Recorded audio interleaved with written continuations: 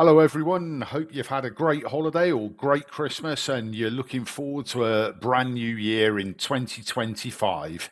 As always with my videos, if you like this video, hit the like button. If you want to comment, please do. If you want to share, then please share. And if you want more great content, then hit that subscribe button and let's get those subscriber count up so that we can bring you more fantastic content. With that being said, let's get on with the video. So in today's video, we're going to continue with our BGP attributes and we're going to have a look at the secondary attribute in the list, which is the AS path attribute.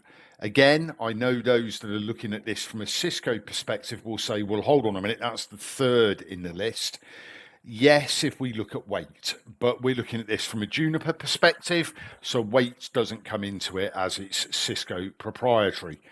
So we're going to have a look at the AS path attribute today. So understanding and configuring AS path in BGP. So we're going to be optimizing routing decision using AS path, and this video really is for beginners to experts, I guess, but we're doing it in a very simplified format. So what is the AS path? So it's a BGP attribute that records the sequence of AS numbers a route has traversed. So in other words, has it traversed 5 different ISPs with 5 different AS numbers? That is what will be included within the route records, but we'll see that in the live environment anyway when we get onto that section. So what are its functions? Well, the first is to prevent routing loops. And what we mean by that is, if you know BGP and the way it actually functions, is that it states if it sees its own AS in the AS path, it rejects that packet. That prevents routing loops. And it aids in path selection. So it takes the shortest AS path as being the best path, and we can manipulate the path by prepending, and we'll go into that, and we can use filtering. So what is AS path prepending? Well, let's have a look at that to start with. Let's have a look at a wide area network topology below. And by the way, this topology that we're about to show you is the one that we'll be using in the live environment as well. So the routers that you see here is what will be utilized as the topology in the live environment. So here we have our wide area network. Each of these ASs could be viewed as different ISPs. So in the above diagram, the path taken between our AS, which is over here on the left, and the customer AS on the right will be path A, as it is the shortest amount of ASs in the path. We have AS 105, AS 106, and then we get to AS 110, which is the customer AS.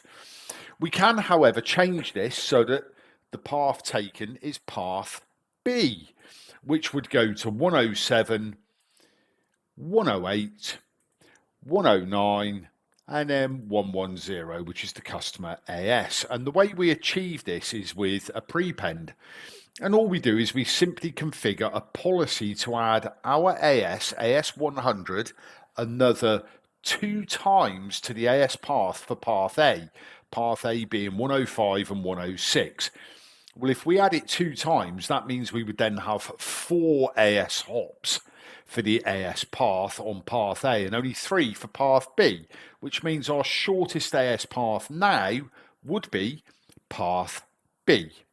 So it would become the preferred path. Now, the prepending is extremely useful, as I'm sure you can see, in a multi-homed environment. Now, by multi-homed, what we mean is that there's more than one upstream connection to different ISPs. So the prepending allows us to control the incoming, outgoing traffic. The differences can be seen with AS path is the ability to control incoming traffic for engineering purposes. And that is fabulous for if you want to use, for example, VoIP, or any other type of QoS systems being utilized, and that's traffic engineering. So let's have a look at a prepend configuration example. Remember, this is Juniper. We're not looking at Cisco, we're looking at Juniper here. So below, we're going to give you a very simple policy example for an AS path prepend. Okay, so first thing we've got to do is create the policy to prepend RAS. So all we do is we do set policy options, policy statement, prepend AS. So the prepend AS is a name. You can call it whatever you want. Term 1, then AS path prepend 100, 100. So we're saying prepend it twice, look, 100 and 100, put it at the beginning of the AS path. And then we have to apply the policy to the BGP group. So we do set protocols, BGP group. In this case, this is the name external, we've called it. Again, it's a name, you call it whatever you want. And then we import prepend AS, which is our policy that we created here. Look, prepend AS. So why do we also need AS path filtering? Well, as I've stated, one of the things we need to do is we need to prevent routing loops by rejecting our own AS in the AS path. If we don't do this, we do run the distinct possibility of having routing loops because of the way BGP functions. So we enforce routing policies for security and compliance. And we can use it to block malicious or unnecessary routes to optimize network performance. So let's have a look at an AS path filtering configuration. So the first thing we're going to do is we're going to define the AS path filters because we have to do that.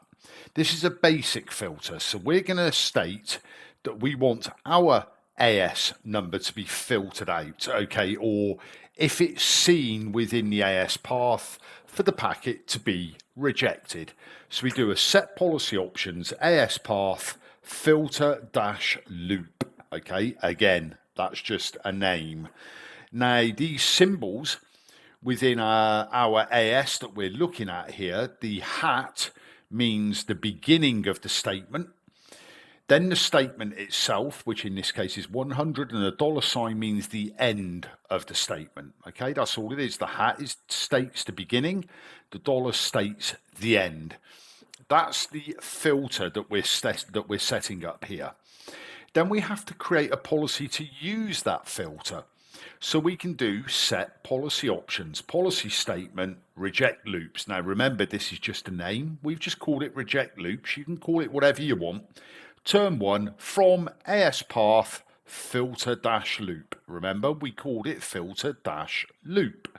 Then we do a set policy options, policy statement, reject loops, term 1, then reject. So we're rejecting these packets. We're saying reject them, drop them, because otherwise we're going to end up with a layer 3 loop, and we don't want that. Then we apply the policy to the BGP group. So we do set protocols, BGP group, external. I've just called it external here. Again, it's just a name. Yours may well be different than that. And then we need to import reject dash loops, which is our policy which has or houses our filter. So we have the filter, the policy that uses the filter, and the BGP group that uses the policy that uses the filter. So now what we're going to do is we're going to go and have a look at this on the live systems and show the AS path attribute functioning from a filtered configuration and also from the prepend and see what the results are.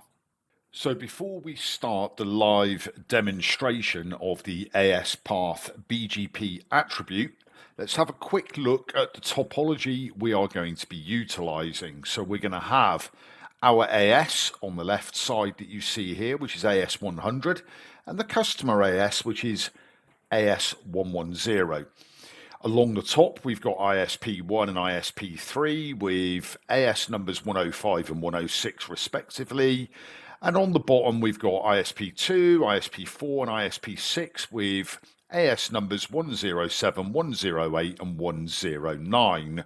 So this will show us that the initial route utilised will be the shortest, which will be through ISP1 and ISP3. And the longest route would always be a secondary at the moment, which is ISP2, 4 and 6. But we're going to change that so that actually we start utilising 2, 4 and 6. We're also going to show you how we mask off our own AS for this split horizon layer 3 loopback avoidance. So let's get on with the live demonstration now. So here we are at the live systems screen. So we have, here is our AS. We have going across the top, if you remember the topology, we had ISP1, ISP3, and along the bottom we had ISP2, 4, and 6. And then we had the destination that is advertising our 200/32 network. So what we'll do is we'll quickly show the running config on each one. So if we do show configuration and we do it as a display set, okay, we have all the BGP set up to all the neighbors as it is at the moment anyway, okay? We should know how to do that. So if we do a show config, if I could spell, configuration display set. So this is on ISP1, ISP3, remember this is across the top. Show configuration display set. And you can obviously pause this to get these configurations. And then along the bottom, we had ISP2. So show configuration display set. And it would probably be easier actually if I just highlight that, and we'll go to ISP4 and do the same. Like I said, you can just pause the video at these points, and ISP6. And the actual destination, okay, has a little bit more to it, obviously, because we're advertising this loopback address. Okay, so we're looking for this loopback address on our AS. So let's do a show route. And we'll have a look for the 200/200/200/200, and here it is here. Okay, so which path is it taking? Well, it's going to take the top path of ISP1, ISP3 destination. We know that is from our topology 105 AS, 106 AS, and 110 AS. You'll note that there's a secondary path here, which is the bottom path in our topology via ISP2, 4, and 6. And that path is 107, 108, 109 and 110, and as you can see it's taking the shortest path because the local preference is the same. Remember the order that the attributes go in, so it's local preference followed by the AS path. Okay, so what we can do now is we can add our little bit of configuration, so in other words our policy, and set that policy into our group to prepend this path with 100 twice, so that it ends up as a longer path to that destination than this path. So let's see what happens when we do that. So we go into edit mode, and what we're going to do is we're going to do a set, and we'll do a set policy options, policy statement. Remember, the statement can be called whatever you want, but we're going to call it prepend -AS as per the PowerPoint documentation, and it's term 1. And what we do then is we do then AS -path, and we prepend it, and we prepend in speech marks, and we're going to prepend 100 because this is the AS here, 100, and we're going to enter that. Take note again of this route here. It's 105, 106, 110. Now we have to put that into the correct group. So we know that this is going to go to ISP1. So we actually need to add it to this group here, look, to ISP1, whose peer is 105. So we know that's the correct route. So let's add that now. So if we do set protocols BGP group 2-ISP1, and we need to import this, so we import prepend AS. Now if we commit this, so let's commit this, And we will again do a run show route. Let's have a look what we have now.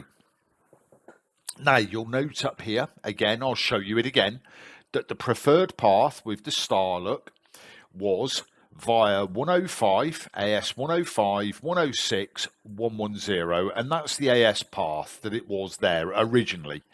We have now changed it to be 107, 108, 109 and 110. And the reason it's chosen that is because it's a shorter AS path than the new one of 100, 100, 105, 106, 110. So you see how the AS path can be used as well for traffic engineering. We can use the local preference, we can use the AS path, and we can use the other attributes. And we'll be going through the other attributes anyway as validation as we go through this listing to show you how BGP chooses the path. So we can also do our AS path filtering configuration at the same time, okay? And we place those policies where we want that to be utilized. So we can do, so let's do this. Let's do a set. So we'll do a set policy options and we'll do the AS path filter loop. Okay, so sorry, AS path filter, and we'll do the filter loop.